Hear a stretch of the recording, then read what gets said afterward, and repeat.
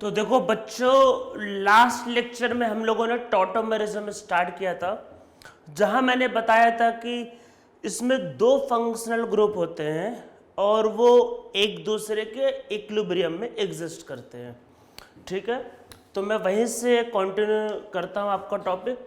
तो देखो होता क्या है टॉटोमेरिज्म में, जैसे आपके पास एक मॉलिक्यूल है। देखो पहले बहुत सिंपल सा केस समझते हैं। मान लेते हैं आपके पास ये एक मॉलिक्यूल है, तो यहाँ पे क्या होगा, हाइड्रोजन को आपको इधर भेजना है और इस पाई बॉन्ड को इधर भेजना है। ठीक है, देखो पाई बॉन्ड इधर जाएगा तो इस कार्बन का वैलेंसी 4 हो जाएगा, तो आपको हाइड्रोजन इधर भेजना है जिससे ऑक्सीजन का भी ऑक्टेट पूरा हो सके। तो ये एक दूसरे के वही इक्विलिब्रियम में होते, खुद से कन्वर्ट होते, ध्यान रखना है। तो ये बनेगा CH2 डबल बॉन्ड CH-OH, इसको बोलते हैं, देखो डबल बॉन्ड है तो डबल बॉन्ड क्या होता है, इन, तो पर अल्कोहल क्या होता है, ऑल, तो इसलिए इसको बोलते हैं इनॉल। तो ये है इनॉल। और एक्चुअल में आप बोलोगे एल्डिहाइड है, पर हम लोग यहाँ पे एल्डिहाइड या कीटोन दोनों को एक ही नाम से बोलते हैं, कीटो। तो इसका नाम भाई यही रखा गया। अब आप बोलोगे सर इसको एल्डिहाइड को एल्डो क्यों नहीं बोला? देखो नाम मैंने नहीं रखा है, आप लोग इस बात को ध्यान रखना। तो हम लोग मतलब अरे जो लोग यूज़ कर रहे थे मैं भी वही यूज़ करो, नाम मैंने थोड़ी ना रखा हुआ है। तो हम लोग क्या बोलते हैं कि यहाँ पे क्या होता है, जो कीटो फॉर्म होता है वो इनॉल में कन्वर्ट होता है, और जो इनॉल फॉर्म जो होता है वो कीटो फॉर्म में कन्वर्ट होते हैं। ये खुद से आपस में कन्वर्ट होते रहते हैं। हम लोग एल्डिहाइड हो या फिर कीटोन दोनों को कीटो बोलते हैं। ठीक है, अब देखो है क्या, ये बोलते हैं कि ये दोनों एक दूसरे को टॉटोमर है। टॉटोमर मतलब कि ये दोनों आपस में एक दूसरे का आइसोमर है, टॉटोमर है। और ये जो फिनोमिना होता है इसको हम लोग बोलते हैं टॉटोमेरिज्म। तो जो कुछ हो रहा है इसको बोलते हैं टॉटोमेरिज्म। ये इसका टॉटोमर है, ये उसका टॉटोमर है। ठीक है, तो आप लोगों को ये करवाना आ गया होगा। तो हम लोग इसमें देखो कुछ चीज़ों को समझते हैं। तो सबसे पहले इसका मैकेनिज्म समझेंगे हम लोग, आगे कुछ करने के पहले इसका मैकेनिज्म समझेंगे। तो पहला हम लोगों का टॉपिक लिखते हैं, मैकेनिज्म ऑफ कीटो इनॉल और टॉटोमेरिज्म। तो जो कीटो इनॉल टॉटोमेरिज्म होता है, हम लोग सबसे पहले इसका मैकेनिज्म समझते हैं कि इसमें क्या एक्चुअल में होता है। तो देखो होता क्या है कि जो भी इनॉल है, जो भी कीटो है, हम लोग सब कुछ किस में लेते हैं, वाटर में। एक्चुअल में जो प्योर वाटर होता है वो ज़्यादा इम्पोर्टेंट नहीं होता है हमारे ऑर्गेनिक केमिस्ट्री में। मतलब आप ये समझो कि हम लोग आगे चल के ऑर्गेनिक केमिस्ट्री में हाइड्रोलिसिस करेंगे, जैसे हम लोग को हाइड्रोलिसिस आएगा। हाइड्रोलिसिस का मतलब है कि रिएक्शन विद वाटर। तो हाइड्रोलिसिस में हम लोग वाटर या तो स्लाइटली एसिडिक लेना प्रेफर करेंगे या फिर स्लाइटली बेसिक। न्यूट्रल वाटर में नॉर्मली कुछ भी नहीं होता है, मतलब न्यूट्रल वाटर न्यूट्रल है, साधु संत है, वो कुछ नहीं करता है। या तो आपको स्लाइटली एसिडिक लेना पड़ेगा या फिर स्लाइटली बेसिक। तो सेम यही लॉजिक, मतलब सेम वही लॉजिक आपको यहाँ अप्लाई करना है। देखो टॉटोमेरिज्म जो होता है वो स्लाइटली एसिडिक या फिर स्लाइटली बेसिक वाटर में ही होता है। बेसिक वाटर को प्रेफर करते हैं, मैं उसका मैकेनिज्म में बता रहा हूँ। एसिडिक वाटर में भी ऐसा होता है, पर देखो ऐसा है कि हम लोगों का ये चैप्टर का काम है आइसोमेरिज्म सीखना। तो मैं आपको बेसिक से समझा दे रहा हूँ कि बेसिक से कैसे होता है।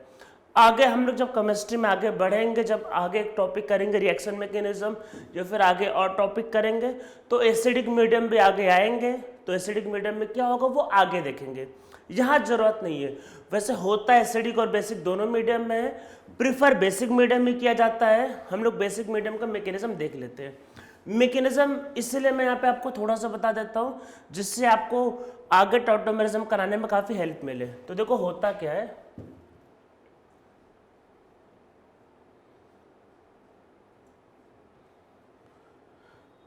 इसको बोलते हैं आपके पास कीटो फॉर्म है। ठीक है, देखो कीटो फॉर्म में ये जो हाइड्रोजन होता है, ये जो हाइड्रोजन होता है ये एक्चुअल में एसिडिक हाइड्रोजन है। तो ये कैसा हाइड्रोजन है, एसिडिक हाइड्रोजन। तो पहले मैं कुछ वर्ड आपको बता देता हूँ। देखो होता क्या है, अगर आपके पास कोई डबल बॉन्ड है, कोई ट्रिपल बॉन्ड है, कोई फंक्शनल ग्रुप है, तो उसमें हम लोग कुछ कॉमन नेमिंग के कुछ वर्ड यूज करते हैं। मैं आपको समझाता हूँ, देखो है क्या। पहले कुछ नेमिंग को समझ लेते हैं। मान लो आपके पास ये एल्डिहाइड है, ठीक है। तो मान लो ये जैसे एल्डिहाइड है CHO, तो देखो होगा क्या कि इसका जो पहला कार्बन है उसको बोलते हैं अल्फा कार्बन, इसका जो दूसरा कार्बन है उसको बोलते हैं बीटा, इसको गामा, इसको डेल्टा।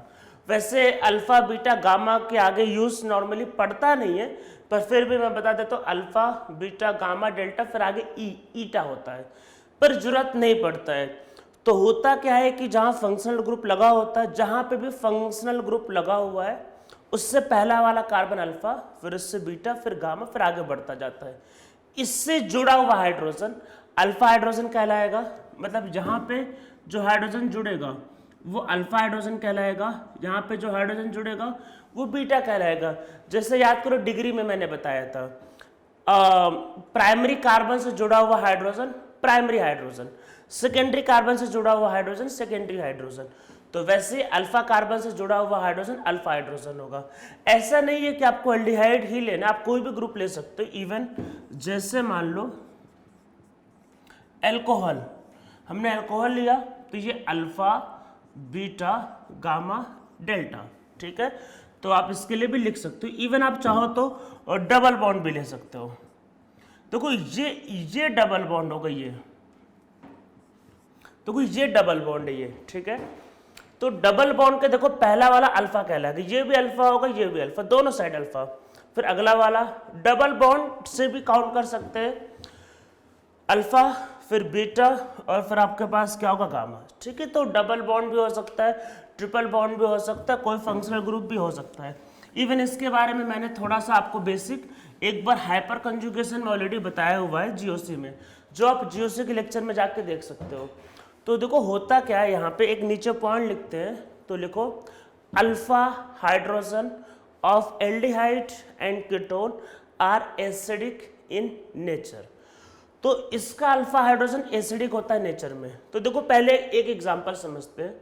देखो होता ये है, हम लोग सबसे बेसिक एल्डिहाइड लेते हैं जिसका नाम है एसिटल्डिहाइड, ठीक है। बहुत ही बेसिक, सिर्फ एक ही, मतलब एल्डिहाइड के अलावा सिर्फ एक ही कार्बन जोड़ा है।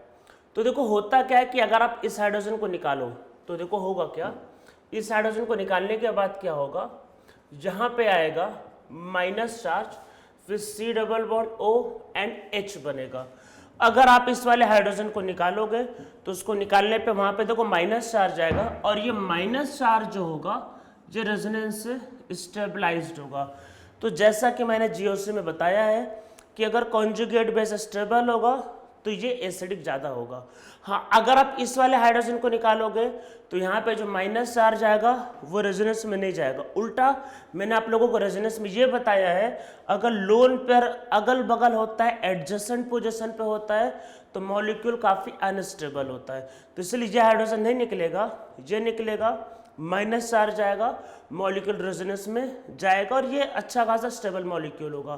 तो याद रखना है कि एल्डिहाइड कीटोन का अल्फा हाइड्रोजन कैसा होता है, एसिडिक होता है, क्योंकि उसका जो कॉन्जुगेट बेस बनता है वो रेजोनेंस में जाता है। तो देखो होगा क्या, हमने मीडियम लिया है बेसिक, ठीक है।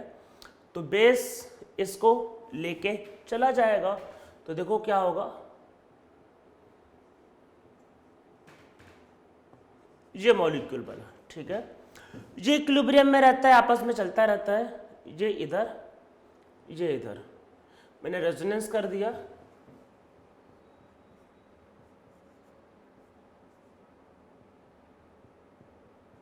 अरे 2 लोन पेयर तो ऑक्सीजन पे पहले से थे, एक और ड्रॉ कर दे 3, ठीक है।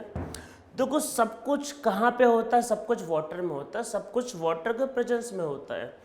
और वाटर के साथ सबसे अच्छी बात तो ये है कि वाटर H+ भी देता है, वाटर OH- भी देता है। मैंने जैसे बताया था पहले आयनिक इक्विलिब्रियम में वाटर खुद से H+ और OH- में टूटता है।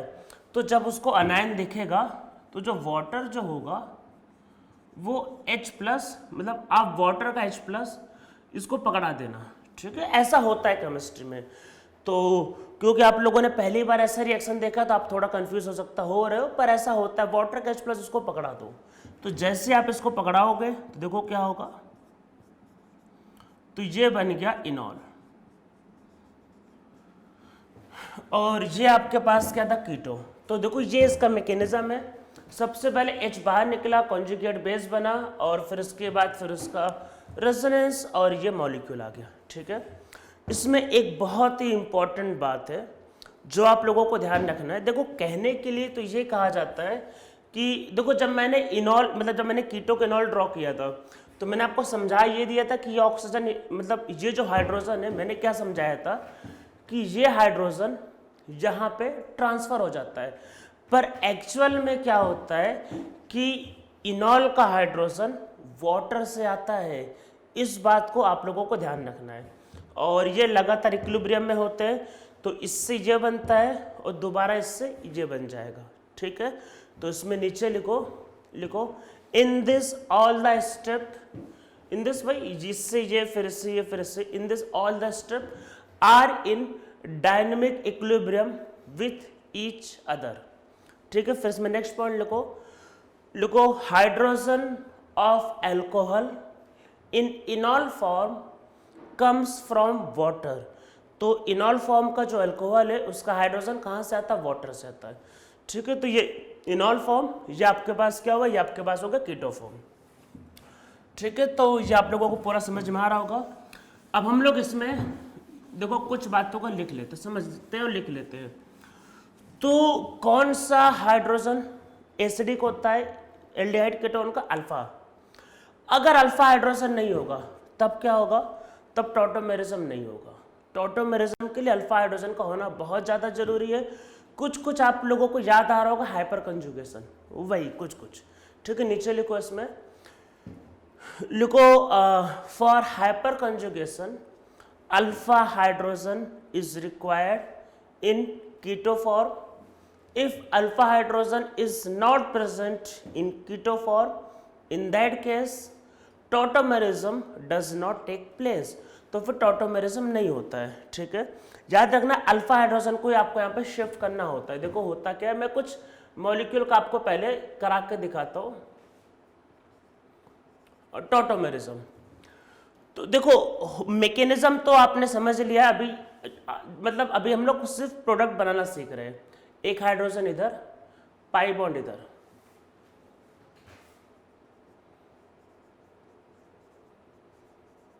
कीटो इनॉल। ये हाइड्रोजन नहीं आ सकता है, ये ध्यान रखना। मैकेनिज्म के हिसाब से H बाहर निकलता है, तो वो रेजोनेंस में गया था तो उससे हुआ था ये।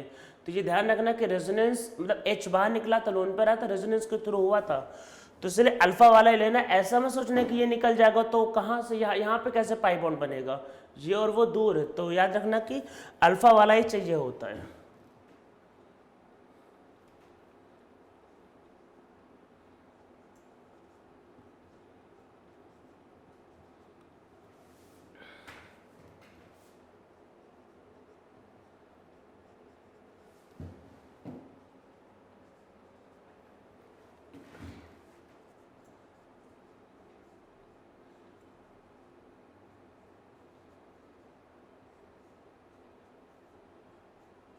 देखो आपके पास ये एल्डिहाइड है। ठीक है, इससे पहला कार्बन कौन सा, ये अल्फा कार्बन है, पर इस बार अल्फा कार्बन पे हाइड्रोजन नहीं है। अगर हाइड्रोजन नहीं है तो यहाँ पे टॉटोमेरिज्म नहीं होगा। टॉटोमेरिज्म के लिए जो भी हमारा एल्डिहाइड या कीटोन है उस पे मतलब उसके अल्फा कार्बन पे हाइड्रोजन का होना जरूरी है। अगर हाइड्रोजन नहीं होगा तो टॉटोमेरिज्म फिर नहीं होगा। इस बात को ध्यान रखना है। तो लास्ट वाले केस में अल्फा कार्बन पे कोई हाइड्रोजन नहीं था, इसलिए टॉटोमेरिज्म नहीं होता वहां पे।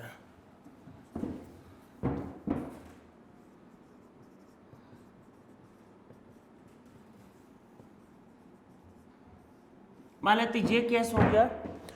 तो देखो यहाँ पे दो अलग अलग अल्फा हाइड्रोजन है। देखो ये भी अल्फा है, ये भी अल्फा है।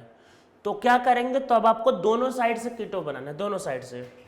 तो इधर से करोगे तो ये पहला आएगा, आपको दोनों साइड से मतलब कीटो से इनॉल बनाना है, दोनों तरफ से। तो पहले वाले से क्या बनेगा, CH3 CH double bond OH and CH3। और दूसरे वाले से भी करेंगे। दूसरे वाले से अगर किया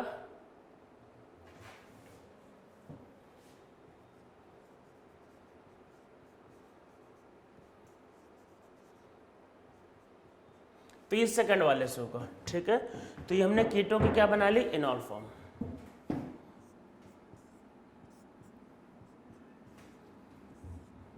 अरे ये अल्फा होगा, ध्यान रखना, ये अल्फा है, अब यहाँ पे प्रेजेंट है, ठीक है। अगर दो अलग अलग टाइप के मतलब अल्फा हाइड्रोजन होंगे तो आपको दोनों बनाने हैं।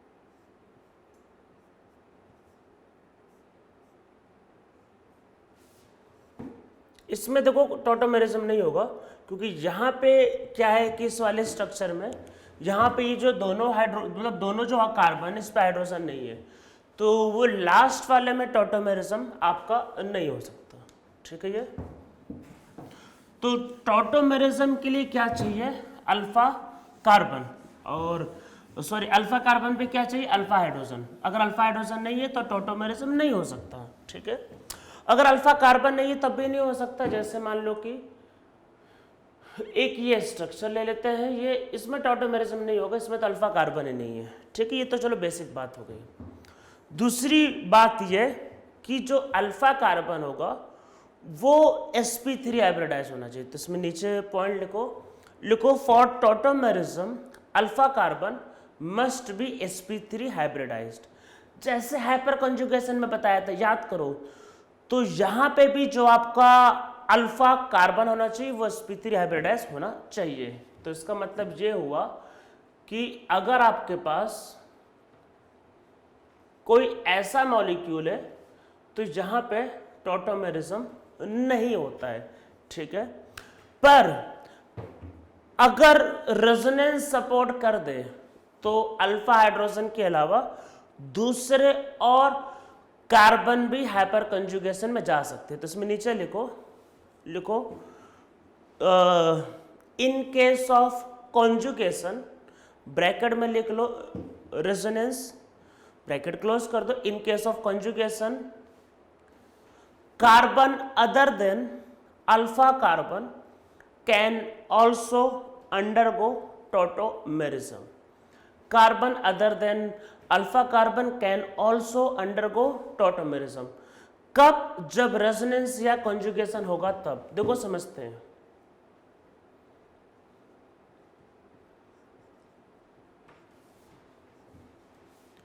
ये एक स्ट्रक्चर देखते हैं, ठीक है। देखो मैकेनिज्म मैंने बताया था, बेस इसको लेके अगर गया तो यहां पे क्या आएगा, माइनस चार्ज, और ये इधर ट्रांसफर हो जाए, ये इधर ट्रांसफर हो जाए, तो ये इधर। तो देखो यहाँ पे ये जो कार्बन है, वैसे अगर आप देखोगे तो ये अल्फा बीटा, अरे एल्डिहाइड से अल्फा बीटा और एक गामा है, पर क्योंकि रेजोनेंस इसको सपोर्ट कर रहा है तो वो जा सकता है किसमें, आपका किसमें जा सकता है, वो टॉटोमेरिज्म में। तो यहाँ पे टॉटोमेरिज्म हो जाएगा। देखो कैसे करेंगे, ये हाइड्रोजन इधर करो, ये इधर, और ये पाई बॉन्ड इधर। तो देखो होना तो चाहिए जो कार्बन वो sp3 होना चाहिए, मतलब कि जो कार्बन टॉटोमेरिज्म में जाएगा वो sp3 ही होना चाहिए। पर अगर उसको कहीं से कॉन्जुगेशन का सपोर्ट मिला तो अल्फा के अलावा कोई और कार्बन भी जा सकता है किसमें, आपका टॉटोमेरिज्म में। तो देखो क्या बनेगा, CH2 डबल बॉन्ड CH, फिर CH, फिर double bond CH and OH, ये इसका स्ट्रक्चर आएगा। और आगे केस देखते हैं इसमें,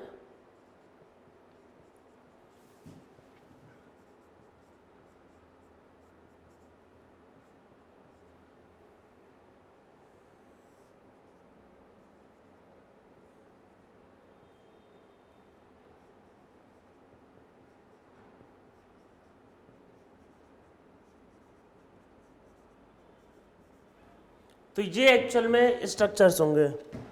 तो टॉटोमेरिज्म के केस में क्या होता है कि जो कार्बन होता है अदर देन अल्फा कार्बन वो भी किस में जाता है, टॉटोमेरिज्म में। ठीक है ये। अब चलो ये सब तो हम लोगों ने समझ लिया। अब हम लोग समझते हैं कीटो और इनॉल के बारे में कुछ कंपैरिजन। ठीक है, तो इसमें नीचे पहले लिखते हैं कि कीटो में और इनॉल में किस में ज़्यादा होता है टॉटोमेरिज्म। मतलब कि जब टॉटोमेरिज्म जब कराते हैं एक्चुअली में दोनों इक्विलिब्रियम पे होते हैं, तो दोनों में से कौन ज़्यादा होता है और कौन कम होता है। ठीक है, तो इसमें नीचे लिखो comparison between keto and enol form. Compare करते हैं कीटो और इनॉल फॉर्म के बीच में। तो देखो होता क्या है कि कीटो फॉर्म में ये होता है, और जैसे मैंने आप लोगों को पहले बताया कि ज़्यादा इलेक्ट्रोनेगेटिव की तरफ ये ब्रेक करेगा, तो इसको ब्रेक करने से यहाँ पे आएगा प्लस और यहाँ पे आएगा माइनस। ठीक है, इसको ब्रेक करेंगे तो इधर प्लस इधर माइनस होगा। हम लोग सब कुछ कहाँ पे पढ़ रहे हैं, हम लोग सब कुछ पढ़ रहे हैं एक्चुअल में वाटर में। सब कुछ एनालिसिस सब कुछ होता है वाटर में। वाटर कैसा है, पोलर सॉल्वेंट, और ये वाला बॉन्ड कैसा है, पोलर। तो आपको पता होगा लाइक डिसॉल्व लाइक, तो वाटर खुद एक पोलर मॉलिक्यूल है, तो वो कीटो को प्रिफर करता है क्योंकि कीटो का जो डबल बॉन्ड है वो पोलर होता है, और जो एल्कीन जो होता है मतलब जो इनॉल होता है उसका जो डबल बॉन्ड वो नॉन पोलर है, तो उसको वो कम प्रेफर करता है। ठीक है, तो इसमें नीचे लिखो double bond of keto form is more polar than double bond of alkene, so double bond of keto form is more stable in water as compare to alkene. तो इसमें नीचे लिखो keto form is more polar as compare to enol form. देख लो charge आ रहा है, ज्यादा पोलर है। Keto form is more polar as compare to enol form, so keto form is more stable as compare to enol form in water.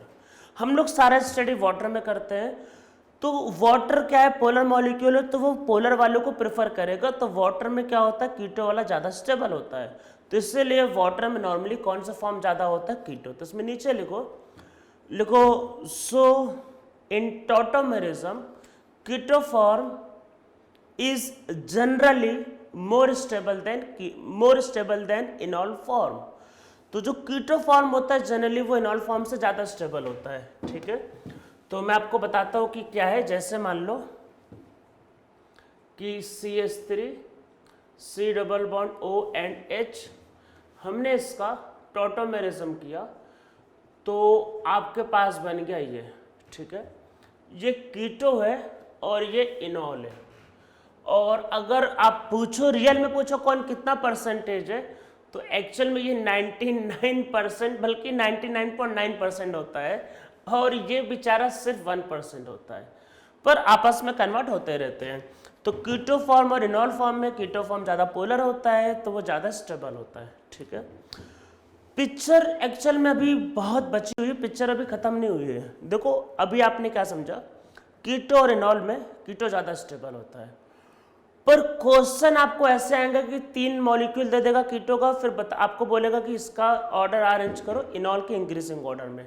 आपसे बोलेगा कि ये बताओ कि किस में इनॉल ज़्यादा होगा, तो होगा क्या, आप क्या डिसाइड करोगे, एल्कीन की स्टेबिलिटी। देखो एल्कीन बनना है, तो जैसे जैसे एल्कीन की स्टेबिलिटी बढ़ती है वैसे वैसे इनॉल फॉर्म बढ़ता जाएगा। तो इसमें नीचे लिखो, इसमें मतलब देखो पहले समझ लो, कीटो ज़्यादा होता है इनॉल कम होता है, पर इनॉल का अमाउंट कैसे बढ़ेगा अगर आप इनॉल में एल्कीन की स्टेबिलिटी बढ़ाओ। तो नीचे लिखो, इसमें लिखो as stability of alkene in case of enol increases, amount of enol form also increases. तो उसमें इनॉल फॉर्म वैसे आपका क्या होगा, ज़्यादा मतलब बढ़ने लगेगा। मैं एल्कीन की स्टेबिलिटी को लेके एक आपको लिखवा देता हूं। तो एल्कीन का जो स्टेबिलिटी ऑर्डर है पहले एक बार लिख लेते हैं। ये ऑर्डर बहुत ज़्यादा इंपॉर्टेंट है, आप लोगों को याद रखना है, बहुत आपको हेल्प करेगा। तो एल्कीन का स्टेबिलिटी ऑर्डर मैं यहाँ पे लिख रहा हूँ, इसको पहले ध्यान से देखना। तो देखो है क्या, CH2 डबल बॉन्ड CH2, ये आपका स्टेबल हो, मतलब ये स्टेबल है, पर इससे ज़्यादा स्टेबल कौन सा होगा, CH3 CH double bond CH2। जहाँ पे देखो क्या है, एल्कीन में 3 हाइपर कंजुगेशन हो गए, मतलब जहाँ पे 3 अल्फा मतलब हाइड्रोजन है, तो यहाँ पे 3 हाइपर कंजुगेशन होंगे। हाइपर कंजुगेशन ज़्यादा होगा तो एल्कीन की स्टेबिलिटी ज़्यादा होगी। इससे ज़्यादा स्टेबल आपके पास होगा CH3 CH double bond CH और CH3, यहाँ पे भी कितने हैं 6। इससे ज़्यादा स्टेबल होगा ये वाला फॉर्म, वहाँ पे भी 6 है और यहाँ पे भी 6 है। वो ज़्यादा स्टेबल क्यों होगा अभी इसको समझ लेते हैं, और पर उससे ज़्यादा स्टेबल अभी देखते हैं। तो उससे ज़्यादा स्टेबल आपके पास ये वाला फॉर्म होगा, और उससे ज़्यादा stable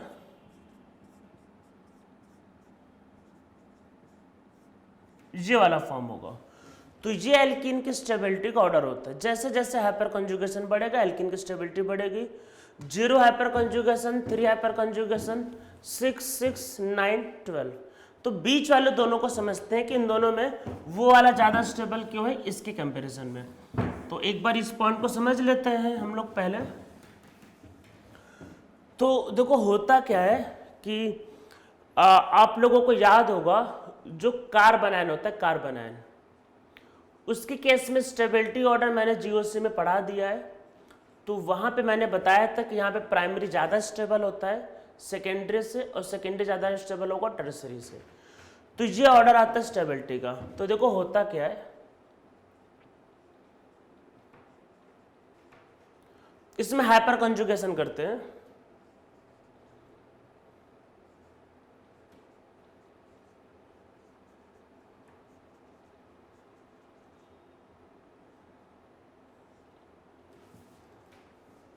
hyper conjugation that is no bond resonance।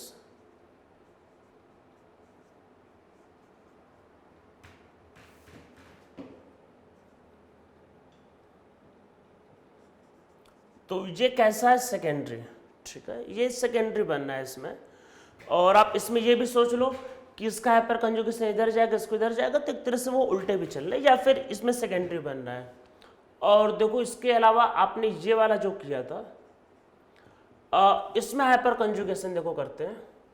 तो मैंने एक एच को निकाला, मैं निकालता हूँ, यहाँ पे प्लस और यहाँ पे माइनस, और ये जब रेजोनेंस जब होगा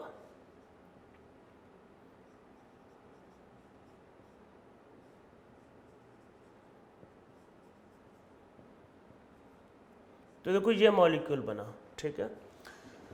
तो देखो इसके हाइपर कंजुगेशन से सेकेंडरी अनायन बनना, सेकेंडरी, और उसके हाइपर कंजुगेशन से कैसा बना, प्राइमरी, ये प्राइमरी बनना है। तो प्राइमरी कार्बन आयन ज़्यादा स्टेबल होता है, तो वहाँ वो ज़्यादा स्टेबल है तो वो हाइपर कंजुगेशन ज़्यादा इफेक्टिव होगा, तो इसलिए वो ज़्यादा स्टेबल होता है इसके कंपैरिजन में, ठीक है। तो एल्कीन का स्टेबिलिटी समझ में आ गया। जैसे जैसे हाइपर कंजुगेशन बढ़ता है वैसे वैसे एल्कीन की स्टेबिलिटी बढ़ती है। और इसमें ये इन दोनों के केस को मैंने कंपेयर करके दिखा दिया कि पहला वाला कम स्टेबल था दूसरे वाले से। देखो ये मॉलिक्यूल देखते हैं, अब इसमें आगे सेकंड वाले को देखते हैं। देखो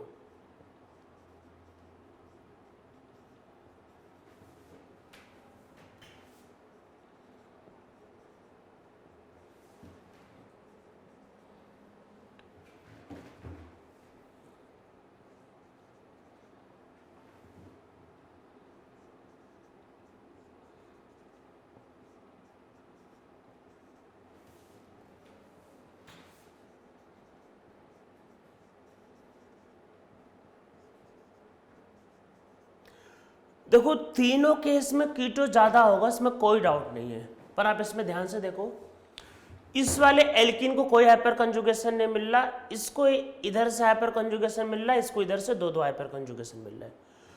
तो धीरे धीरे क्या हो रहा है, हाइपर कंजुगेशन का नंबर बढ़ रहा है, मतलब कि एल्कीन की स्टेबिलिटी बढ़ रही है। मतलब कि देखो डबल बॉन्ड की स्टेबिलिटी बढ़ रही है। तो मैं अगर इसको फर्स्ट लिखता हूँ, इसको मैं सेकंड लिखता हूँ, इसको मैं थर्ड लिखता हूँ, तो देखो इसमें इनॉल का जो परसेंटेज जो होगा पहले वाले से ज़्यादा होगा दूसरे वाले में, दूसरे वाले से ज़्यादा होगा तीसरे वाले में। तो जैसे जैसे एल्कीन की स्टेबिलिटी बढ़ती है वैसे वैसे इनॉल का परसेंटेज बढ़ता है। तो आप लिख लो इसमें, as stability of alkene increases percentage of enol also increases.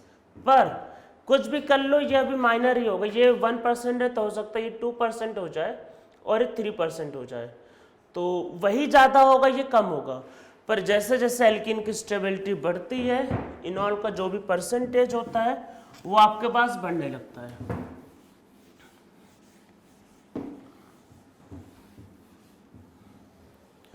इसमें एक मॉलिक्यूल मैं बता रहा हूं, ये आप लोग सब मतलब ध्यान रखना, जैसे कि CH3, C double bond O CH3 and आपके पास देखो CH3 CH, ठीक है। तो यहाँ पे क्या होता है कि अगर दोनों का इनॉल बनाओ,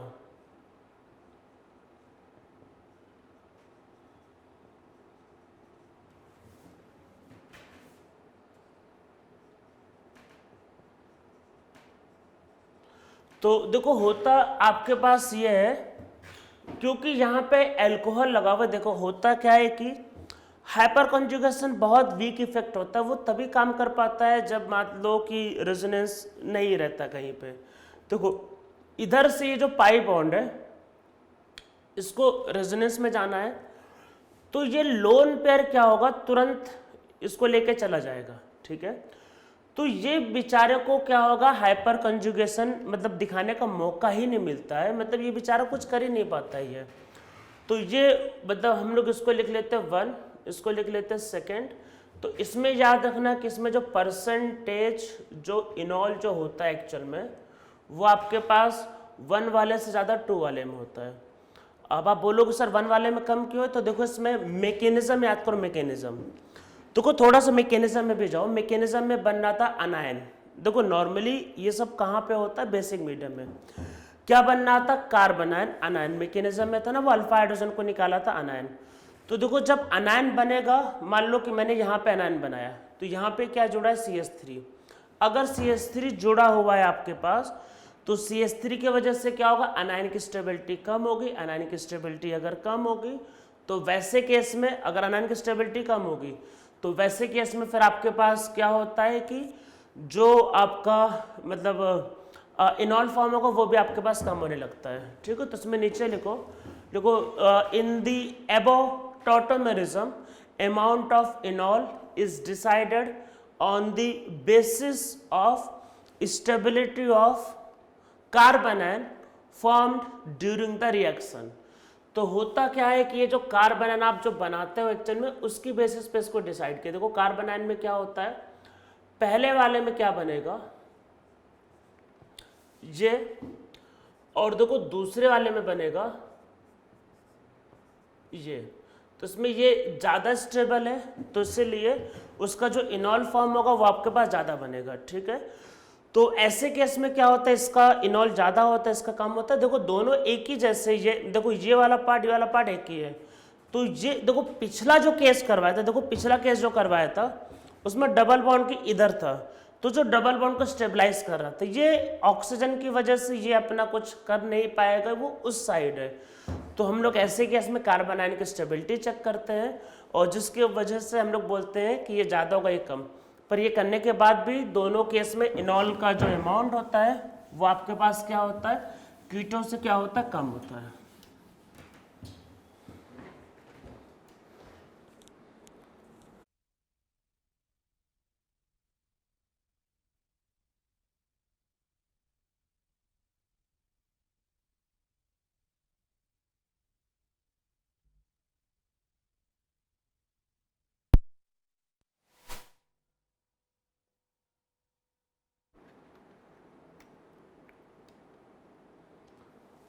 तो देखो बच्चों कीटो और इनॉल में नॉर्मली क्या होता है कि कीटो वाला ज़्यादा होता है और इनॉल वाला थोड़ा सा कम होता है। एक्चुअल में थोड़ा सा डिस्टर्बेंस हो गया था अभी माइक में। तो हम लोग अब देखो आगे बढ़ते हैं। तो इसका मतलब ये हुआ कीटो ज़्यादा होगा इनॉल कम होगा, पर क्या ऐसा हमेशा होगा, नहीं। मैंने आपको बोला कि इन जनरल जो होगा वो कीटो वाला ज़्यादा होता है इनॉल वाला कम होता है। पर कुछ एक्सेप्शनल केस हो गया तो उसमें चीज़ें बदल भी सकती है, तो हम लोग उसी को समझते हैं। तो देखो पहले एक मतलब मॉलिक्यूल पहले एक लिख लेते हैं। तो देखो होता क्या है कि C double bond O CH2 and C double bond O, ये जो सिस्टम जो होता है, ये जो लिखा हुआ है, हम लोग इसको बोलते हैं this is active methylene group, इसको बोलते हैं एक्टिव मिथाइलिन ग्रुप। ऐसा क्यों बोलते हैं? देखो होता क्या है कि आप जब इस वाले कार्बन से जब आप हाइड्रोजन को निकालोगे तो यहाँ पे जो माइनस चार्ज होगा इधर भी रेजोनेंस में जाएगा और इधर भी रेजोनेंस में जाएगा, तो वो जो माइनस चार्ज है वो बहुत ज़्यादा स्टेबल होगा।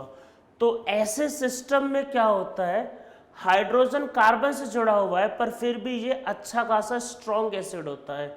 आपको याद होगा एसिडिटी में क्या होता है कि जो कॉन्जुगेट बेस होता है अगर वो स्टेबल होगा तो एसिड उतना ज़्यादा क्या होता है, स्ट्रॉन्ग होता है। तो ऐसे सिस्टम में क्या होता है कि जब आप हाइड्रोजन को हटाते हो तो जो माइनस चार्ज होगा वो इधर भी रेजोनेंस में जाएगा और इधर भी रेजोनेंस में जाएगा।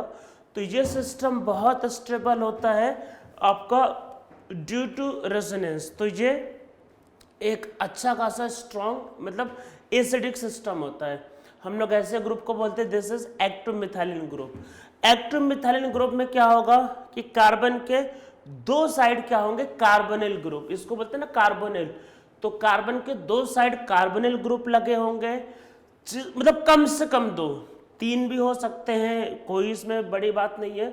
तो यहाँ पे कम से कम क्या होगा, कार्बन के राउंड में दो कार्बोनिल ग्रुप लगे होंगे, तो इस पर जो कॉन्जुगेट बेस बनेगा वो अच्छा खासा स्टेबल होगा ड्यू टू रेजोनेंस। तो हम लोग ऐसे सिस्टम को बोलते हैं एक्टिव मिथाइलिन ग्रुप। तो हम लोग नीचे इसमें कुछ लिखते हैं, नीचे लिखो, इसमें नीचे लिखो कि normally keto form is more stable but in the following cases enol form is more stable than keto form. हम लोग कुछ केसेस लिखने जा रहे हैं जहाँ पे इनॉल फॉर्म जो होता है वो कीटो फॉर्म से ज़्यादा स्टेबल होता है। और मैं आप लोगों को इतने पॉइंट बताने जा रहा हूँ अभी कि जो आपको कहीं नहीं मिलेगा, ना ही कोई इतना मतलब ना ही इतना पॉइंट कोई टीचर बताता है, ना आपको किसी बुक में मिलेगा। तो मैं हर एक पॉइंट्स को कवर करूँगा और जो भी मतलब केस आपको मिलेगा कि इनॉल कीटो से ज़्यादा होता है, मैं जितना लिखाऊंगा उसके बाद नहीं आएगा। मतलब इसके अलावा कोई केस होता ही नहीं है कि जहाँ पे इनॉल फिर कीटो से ज़्यादा हो। तो मैं आपको सारे केसेस लिखवाने जा रहा हूँ जो नॉर्मली कोई नहीं लिखवाता है।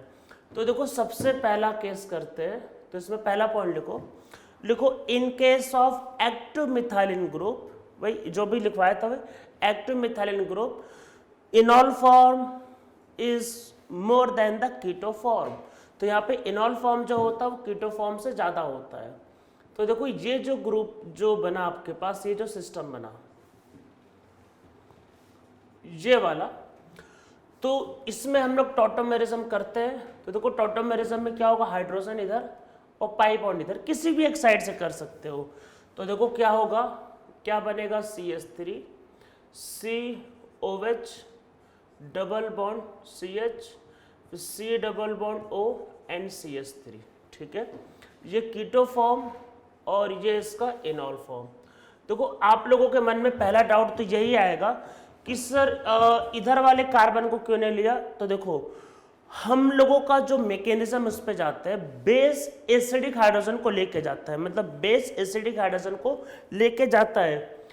जहाँ पे जो हाइड्रोजन को लेके जाएगा, यहाँ पे जो लोन पेयर आएगा वो दो साइड रेजोनेंस में जाएगा, तो ये ज़्यादा एसिडिक है, तो इसलिए बेस इस वाले हाइड्रोजन को लेके जाएगा, इन दोनों को लेके नहीं जाएगा, ठीक है। दूसरी बात कि हमने यहाँ पे एक ही बार किया है आपका टॉटोमेरिज्म, कई बार मॉलिक्यूल में दो बार टॉटोमेरिज्म भी होते हैं, मैं आपको आगे वैसे केसेस कराऊंगा। पर ऐसा कोई रूल नहीं होता है कि हमेशा 2 बार होगा।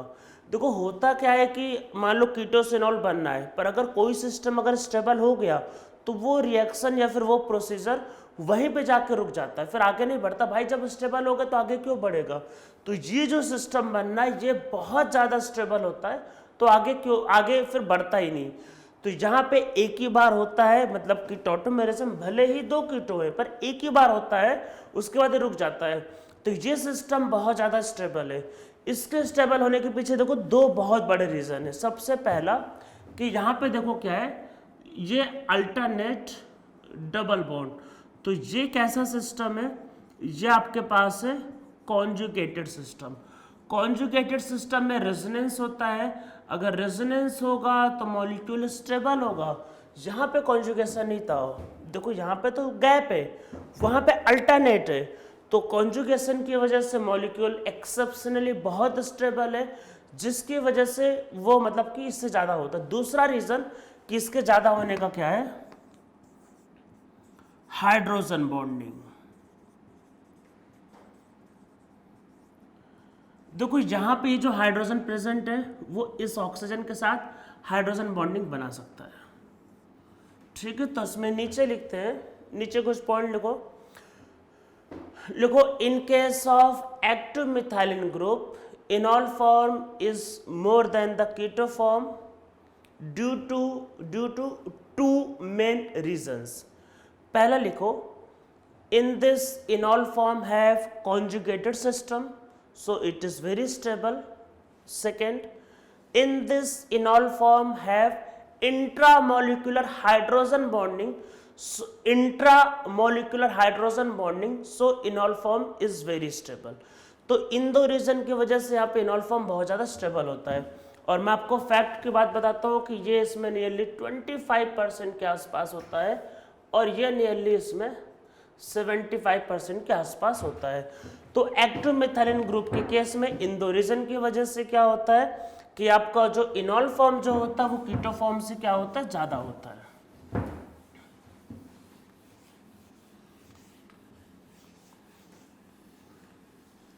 ठीक है, आप लोगों को देखो समझ में आ रहा होगा ये।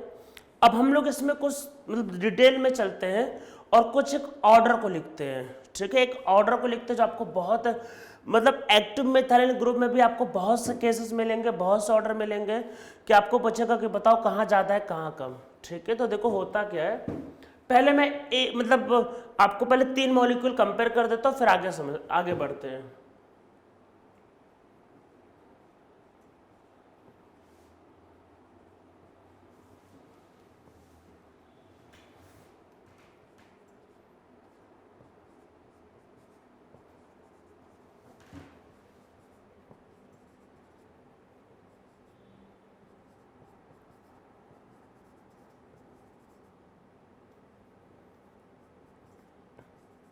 तो पहले इन तीनों में इनॉल का ऑर्डर समझ लेते हैं कि तीनों में इनॉल कहाँ ज़्यादा होगा कहाँ कम, ठीक है।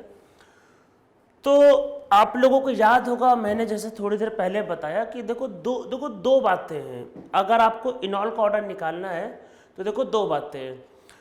अगर मतलब आपको ये निकालना है कि कहाँ पे इनॉल ज़्यादा बनना है कहाँ पे इनॉल कम बनना है, तो 2 बातें। एक तो एल्कीन की स्टेबिलिटी, जैसे मैंने सिंपल किया कि डबल बॉन्ड के मैंने इधर CH3 बढ़ाता गया तो एल्कीन को हाइपर कंजुगेशन मिलता रहा तो एल्कीन की स्टेबिलिटी बढ़ती रही। तो एक तो पहला लॉजिक होता है कि एल्कीन की जैसे जैसे एल्कीन की स्टेबिलिटी बढ़ती है वैसे वैसे क्या होता है आपका इनॉल का अमाउंट बढ़ता जाता है। ये करने का पहला लॉजिक है, ठीक है। दूसरा क्या होता है, एनायन की स्टेबिलिटी। एनायन की स्टेबिलिटी भी कई बार अफेक्ट करती है एल्कीन मतलब कार्बन आयन की स्टेबिलिटी कई बार अफेक्ट करते हैं कि इनॉल कितना बनेगा। देखो समझते हैं, ये तीनों स्ट्रक्चर आप लोग ड्रॉ कर लो, मैं आपको इसके आगे बता रहा हूँ। देखो यहाँ पे मैंने इसको बाहर निकाला तो यहाँ पे देखो माइनस चार्ज आया, ठीक है।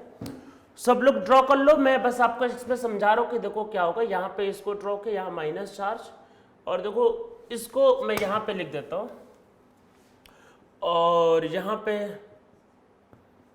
निकाला तो इधर आपके पास ये माइनस चार्ज, ठीक है। तो देखो एक बात समझो कि ये वाला पार्ट तो तीनों में सेम है, स्टोरी इधर वाले की पूरी है, ठीक है। तो नो डाउट इधर रेजोनेंस में जाएगा, वो तो सब में जा रहा है, पर कहानी क्या है इधर समझते। देखो इधर रेजोनेंस में ये जाएगा, ठीक है।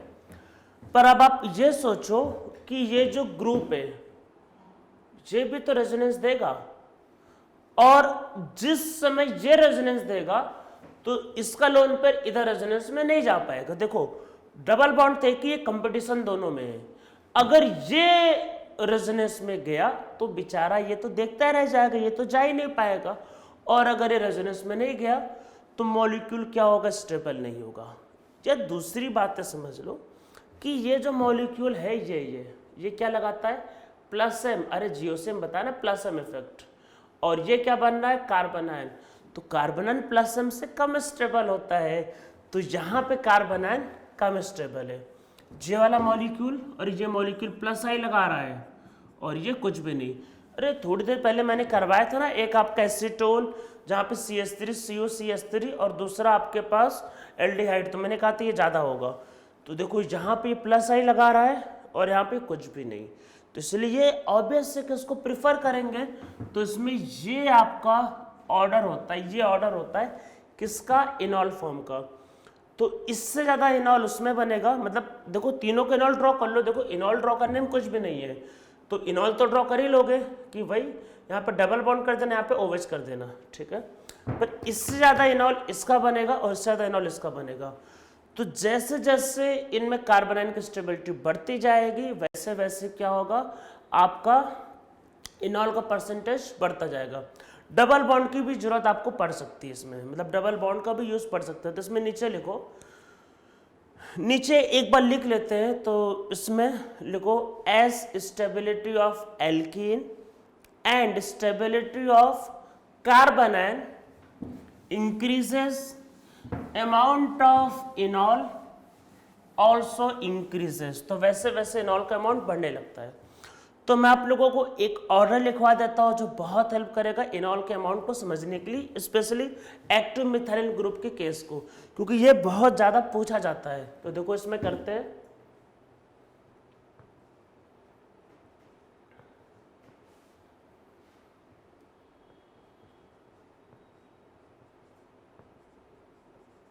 इसमें कुछ भी हो सकता है पर ये मेनली रेजोनेंस, ठीक है। इससे ज़्यादा होगा, देखो ये वाला, यहाँ पे देखो दोनों डिस्टर्ब कर रहे हैं, अब एक ही कर रहा है, मतलब अनायन बनेगा तो पहले दोनों डिस्टर्ब कर रहे थे, अब इसमें सिर्फ एक ही साइड से डिस्टर्बेंस। फिर मैंने क्या जोड़ दिया, CH3।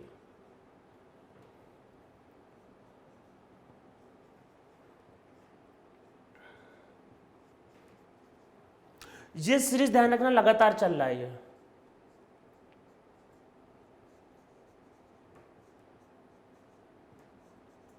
ये सीरीज लगातार चले, लगातार।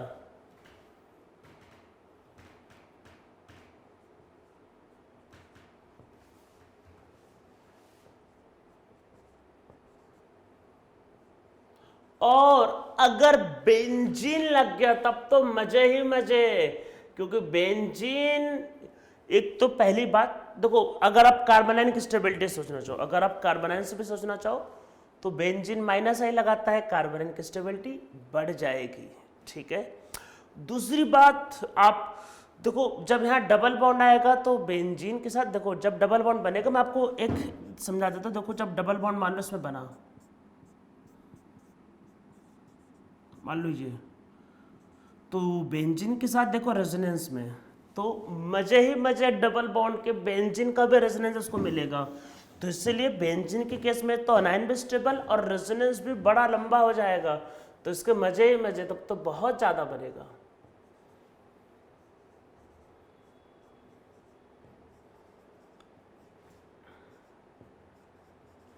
तो इसमें देखो क्या हो रहा है, टॉप से बॉटम आने पे लगातार आपका पूरा सीरीज लगातार आ रहा है, टॉप से बॉटम आने पे क्या हो रहा है, लगातार परसेंटेज जो इनॉल है वो इंक्रीज कर रहा है, मतलब कि इससे ज़्यादा इनॉल इसका होगा, इससे ज़्यादा इनॉल इसका होगा, इससे ज़्यादा इनॉल इसका, उससे ज़्यादा उसका, उससे ज़्यादा उसका, मतलब सब लगातार चल रहे, तो लगातार इनॉल का परसेंटेज क्या होगा, इनमें बढ़ता जा रहा है, ठीक है। बेंजीन के केस में बेंजीन का रेजोनेंस भी मिल रहा है, बेंजीन का माइनस इफेक्ट भी मिल रहा है, तो उसमें क्या होता है, मज़ा आ जाता है और उसमें बहुत ज़्यादा ही क्या बनता है, आपका इनॉल, ठीक है। ये तो चलो पहला पॉइंट हो गया, ठीक है। दूसरा इसमें लिखते हैं आपके पास कोई ऐसा सिस्टम हो गया, इसी से मिलता जुलता है, कि जहाँ पे बेंजीन भी हो गया और आपके पास कार्बोनिल कार्बन हो गया, तो वैसे सिस्टम में भी क्या होता है, इनॉल परसेंटेज ज़्यादा होता है। इसमें सेकंड पॉइंट लिखो, इफ मतलब हम लोग क्या केस लिख रहे हैं कि जहाँ पे इनॉल क्या होता है, ज़्यादा होता है कीटो से, तो पहला केस क्या था, active methyl group. Active methylene group के केस में क्या होता है, इनॉल ज्यादा होता है कीटो से, ठीक है। सेकंड पॉइंट लिखते हैं इसमें, तो नीचे लिखते हैं इसमें सेकंड कि when benzene group and carbonyl group both are present, in that case again amount of enol, in that case again amount of enol is more than the amount of keto। तो यहाँ पे भी इनॉल का amount कीटो ज़्यादा होता है। तो बस ऐसे एग्जांपल लिख लेते एक दो।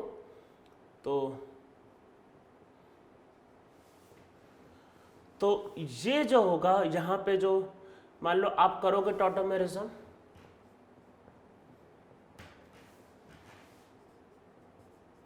तो ये इनॉल और एक कीटो, तो इसमें ये ज़्यादा होगा, ये मेजर होगा। तो ये मेजर है, क्योंकि देखो बहुत लंबा रेजोनेंस पूरा चलता जाएगा कहानी, तो बहुत ही लंबा रेजोनेंस, तो यहाँ पे इनॉल ज़्यादा होगा, ठीक है। इसके अलावा हम लोग इसमें देखो एक दो केस और कर लेते हैं। अगर कोई बल्की ग्रुप जुड़ गया कीटो में, तो वैसे केस में भी क्या होता है कि इनॉल ज्यादा होता है। इसमें नेक्स्ट पॉइंट लिखो if bulky group are present on alpha carbon of keto, in that case also enol is major product. मतलब बहुत बड़ा ग्रुप होना चाहिए। जैसे मैं आपको एक एग्जांपल समझाता हूं,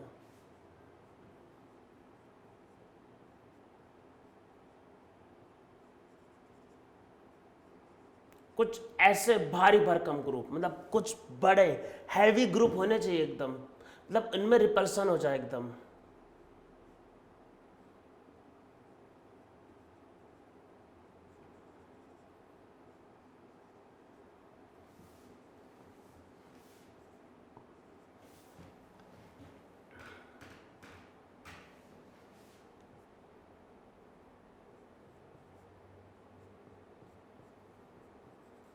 CH3 को MAB लिखा जाता है, ये मैं बता देता हूं सबको। MA मतलब मिथाइल, तो CH3 को MAB लिखा जाता है।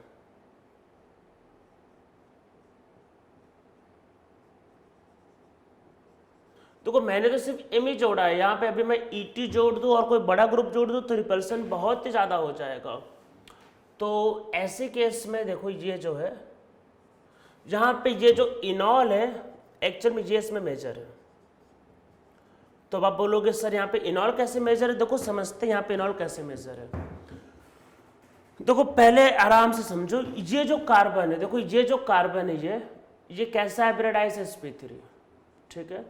अगर sp3 है तो ये जो दो बॉन्ड है, देखो अगर sp3 है तो दो बॉन्ड के बीच का एंगल कितना होता है? मतलब यहाँ पे जो बॉन्ड एंगल होगा वो होगा 109 डिग्री 28 मिनट, ठीक है।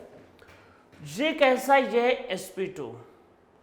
तो sp2 में ये जो दो बॉन्ड होगा इसके बीच का जो एंगल होगा, बॉन्ड एंगल कितना होगा? वो होगा 120 डिग्री, ठीक है।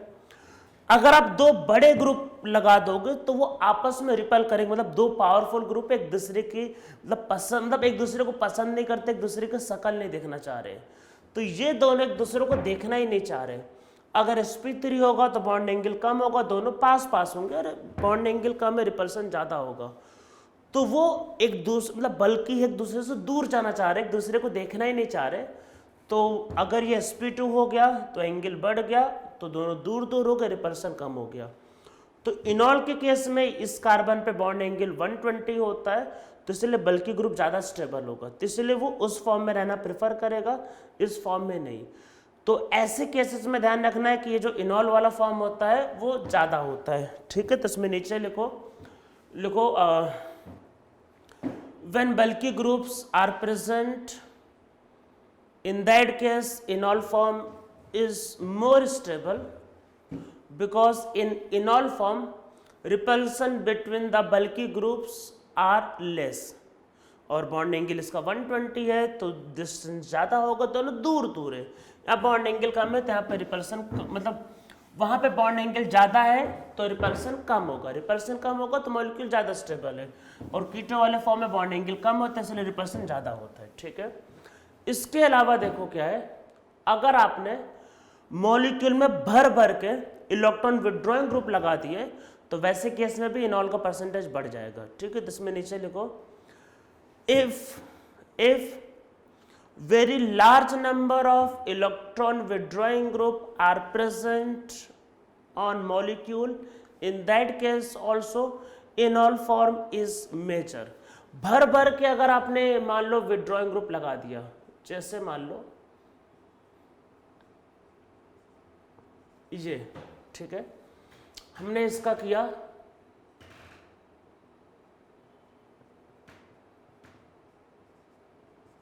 ये मॉलिक्यूल, तो जहां पे भी जो इनॉल होगा वो मेजर होगा। देखो होता क्या है ऐसे केस में, क्योंकि जब हाइड्रोजन को निकालोगे तो कॉन्जुगेट बेस मतलब वही अनायन काफी स्टेबल होगा, अनायन स्टेबल होगा तो कीटो आराम से बना देगा। तो जब आप बहुत ज्यादा इलेक्ट्रॉन विड्रॉइंग ग्रुप जोड़ देते हो तो कार्बन आयन स्टेबल हो जाता है और वैसे केस में इनॉल का परसेंटेज बढ़ जाता है। ठीक है, तो इसमें नीचे लिखो व्हेन वेरी लार्ज मतलब फ्लोरीन जोड़ दो, एक दो NO2 जोड़ दो तो ऐसा हो जाएगा। तो इसमें नीचे लिखो when very large number of electron withdrawing group are present, in that case carbon ion becomes very stable, so percentage of enol increases। तो यहाँ पे enol का परसेंटेज बढ़ जाता है। ठीक है, ये सब तो स्टोरी हो गई, पर इसमें एक लास्ट पॉइंट बचता है, वो क्या, एक चलो और पहले मतलब दो पॉइंट, एक पॉइंट पहले और समझ लेते हैं। तो इसमें एक सिस्टम लिख लेते हैं, फिफ्थ एक पहले पॉइंट लिख लेते हैं, इसको समझ लेते हैं। देखो है क्या,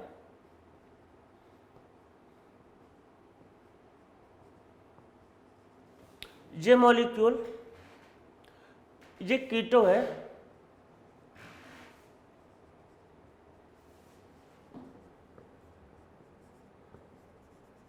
ये इसका इनॉल है, और यहाँ पे जो इनॉल होता है वो काफ़ी कम होता है, मतलब ये माइनर ही है, और यहाँ पे ये मेजर है। ठीक है, ये याद रखना, ये एक्टिव मिथाइलिन ग्रुप नहीं। देखो एक्टिव मिथाइलिन ग्रुप में क्या होता है कि बीच वाले कार्बन पे माइनस चार्ज आएगा, दोनों साइड रेजोनेंस में जाता है। जहाँ पे देखो अगर आप इसको हटाओगे तो इसको सिर्फ इसका रेजोनेंस मिलेगा, इसका नहीं मिलेगा। अगर आप इसको हटाओगे तो इसका रेजोनेंस सिर्फ इसको मिलेगा, इसको नहीं मिलेगा। ठीक है, तो वहाँ पे वो माइनर ये मेजर है। ठीक है, पर अगर आपने इसकी जगह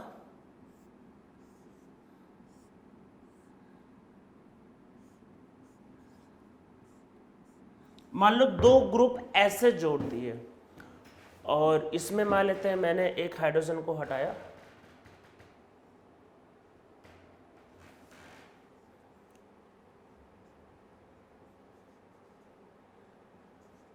तो ये इनॉल फॉर्म है और यही मेजर है।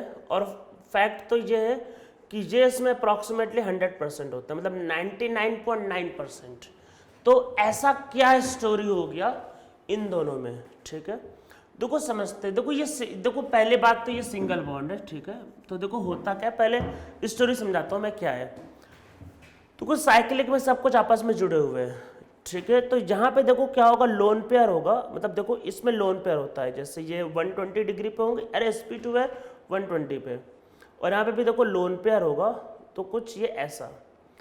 तो यहाँ पे लोन पेयर का रिपल्सन होता है। अब देखो लोन पेयर का रिपल्सन होता है तो अपने आप को स्टेबल करने के लिए वो sp2 से, ये sp2 था ना, ये से आ जाता है sp3 में। sp3 में पता ही होगा कि टेट्राहेड्रल होता है, तो sp3 में क्या होगा, टेट्राहेड्रल होगा, तो आगे हाइड्रोजन को भेज के लोन पेयर को पीछे कर सकता है, पर sp2 में ऐसा नहीं कर सकता है। तो इसलिए वहाँ पे ये मेजर होगा, यहाँ पे माइनर होगा। ठीक है, इसमें नीचे लिखो, इसमें नीचे लिखते हैं, इसमें लिखो in this lone pair of oxygen repel with each other, so this system is very unstable. So this is converted into enol form. In this enol form is stable because lone pair of oxygen does not repel in enol form. तो यहाँ पे loan पे repel नहीं करते हैं, क्योंकि यहाँ पे क्या होगा, देखो यहाँ पे आपके पास क्या होगा कि ये अब sp3 हो गया तो लोन पेयर को पीछे भेज देगा। ठीक है, पर अब आप बोलोगे सर यहाँ पे भी तो वही सेम होगा, रिपल करेगा। अरे जब यहाँ पे रिपल करेगा, देखो सिंगल बॉन्ड है, सिंगल बॉन्ड पता है रोटेशन फ्री होगा, तो जब यहाँ पे देखो क्या होगा, रिपल्सन होगा, तो ये अपने आप को क्या होगा, पीछे भेज देगा और ये ऊपर चला जाएगा। रिपल्सन होगा तो पीछे चला जाएगा, पर यहाँ पे ऐसा नहीं हो सकता, ये साइक्लिक सब आपस में जुड़े हुए हैं, तो यहाँ पे ये चीजें नहीं हो सकती है। तो single bond rotation free bond होता है, पर साइक्लिक या फिर जो डबल बॉन्ड होता है वो रोटेशन फ्री नहीं होते। तो यहाँ पे रोटेट हो गया, रिपल्सन हो ही नहीं रहा, तो इसलिए यहाँ पे जब हो ही नहीं रहा तो भाई वो इनॉल में क्यों हो जाएगा इतना ज़्यादा। तो जहाँ पे रिपल्सन होता है, इस रिपल्सन को ख़त्म करने के लिए इनॉल फॉर्म क्या होता है, ज़्यादा होता है। ठीक है, तो याद रखना है कि ऐसे सिस्टम में भी जहाँ पे साइक्लिक चेन होता है, तो यहाँ पे भी इनॉल फॉर्म क्या होता है, कीटो फॉर्म से ज़्यादा होता है।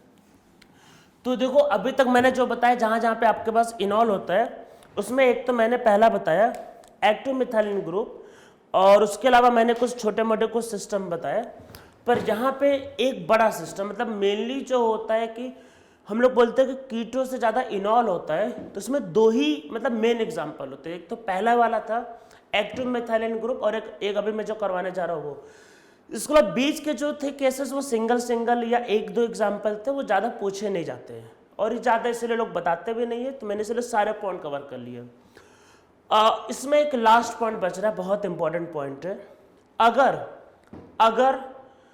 इनॉल फॉर्म एरोमेटिक होता है तो उस केस में वो बहुत ज़्यादा स्टेबल होगा, और फिर 99.999% इनॉल फॉर्म में एग्जिस्ट करता है। ठीक है, इसमें नीचे लिखो, तो इसमें लिखो if enol form is aromatic, in that case only enol form exist और amount of keto form is insignificant.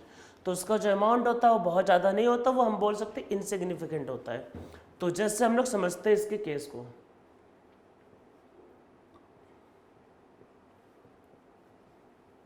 देखो ये एक कीटो फॉर्म है, यहां पे हाइड्रोजन होगा, तो देखो ये क्या बन गया,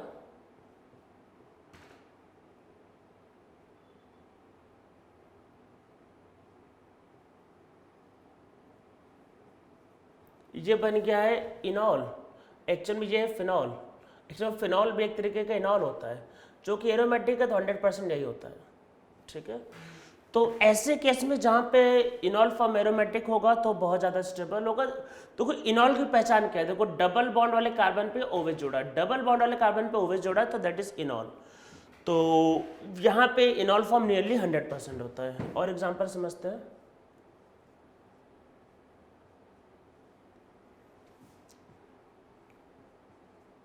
और यहाँ पे हाइड्रोजन होगा,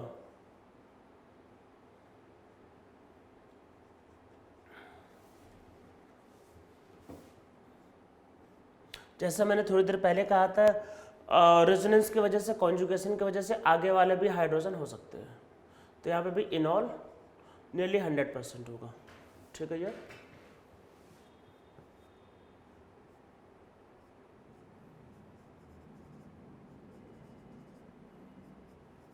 देखो इसमें अल्फा हाइड्रोजन नहीं है। ठीक है, इसमें अल्फा हाइड्रोजन नहीं है। हमको टॉटोमेरिज्म के लिए एक तो पहली बात sp3 वाला कार्बन से सिर्फ और सिर्फ sp3, देखो सिर्फ sp3 वाले कार्बन से हाइड्रोजन जाता है, और या तो अल्फा चाहिए या फिर अगर आगे वाला कहीं से चाहिए तो कॉन्जुगेशन के हेल्प से चाहिए। तो यहाँ पे देखो कॉन्जुगेशन के हेल्प से मान लो अगर आप इसको करते हो तो इधर, तो यहाँ पे, और या फिर सीधा सीधा यहाँ पे अल्फा हाइड्रोजन नहीं है, तो यहाँ पे क्या होगा ये याद रखना कि टॉटोमेरिज्म नहीं हो सकता।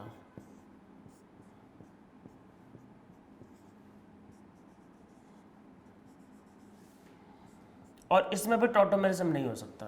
तो इन दोनों केस में टॉटोमेरिज्म नहीं हो सकता।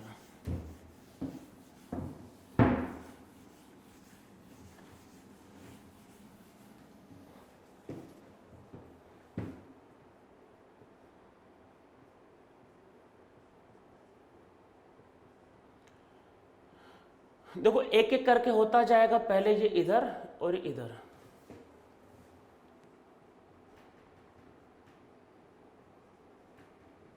देखो ऐसा कोई रूल नहीं कि एक ही बार करवाना है। अगर मॉलिक्यूल मतलब सिस्टम अगर आगे और स्टेबल हो सकता तो ये स्टोरी चलती जाएगी, ये फिर से होगा। और क्योंकि ये वाला जो सिस्टम है ना, देखो ये एरोमेटिक है, तो वो यहीं पे आके रुकेगा वो।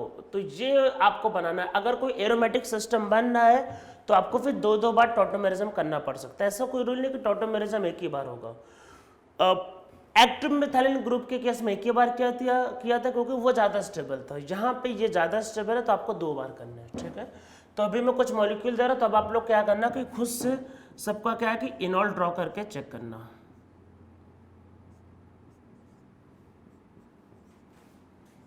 फाइनल इनॉल सबको ड्रॉ करना है।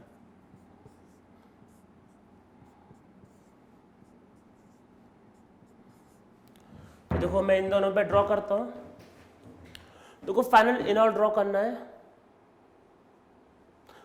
हमेशा ये देखना कि कैसे एरोमेटिक बन सकता है। देखो ये मैं एक ही बार में दोनों करके दिखा रहा हूं, एक ही बार में, ठीक है। आप लेकिन 2 बार में करके देखना, मैं एक ही बार में करके दिखा रहा हूं।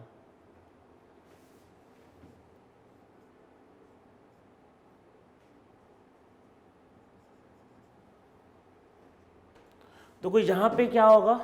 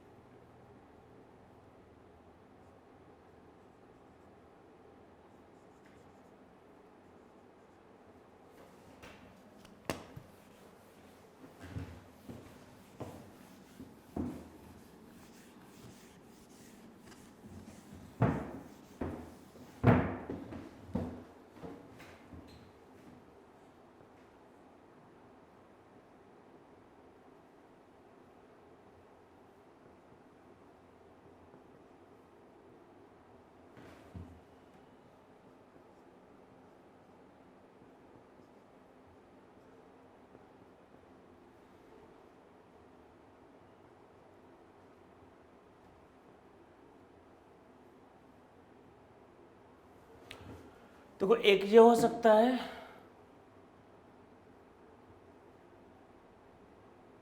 तो ये आप करोगे तो देखो इसमें क्या बनेगा,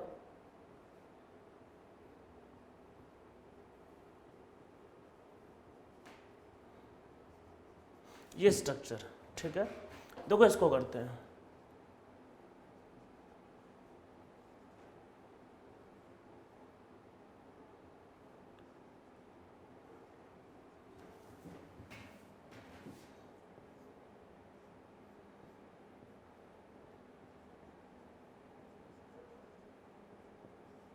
तो देखो ये मॉलिक्यूल आया, अब एक हाइड्रोजन बचा हुआ है।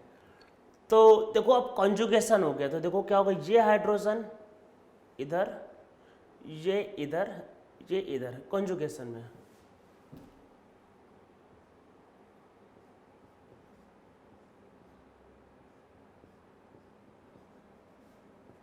तो इन सारे केस में क्या होता है, जहां पे एरोमेटिक बनता है, इनॉल फॉर्म ज्यादा स्टेबल होता है कीटो फॉर्म से, ठीक है।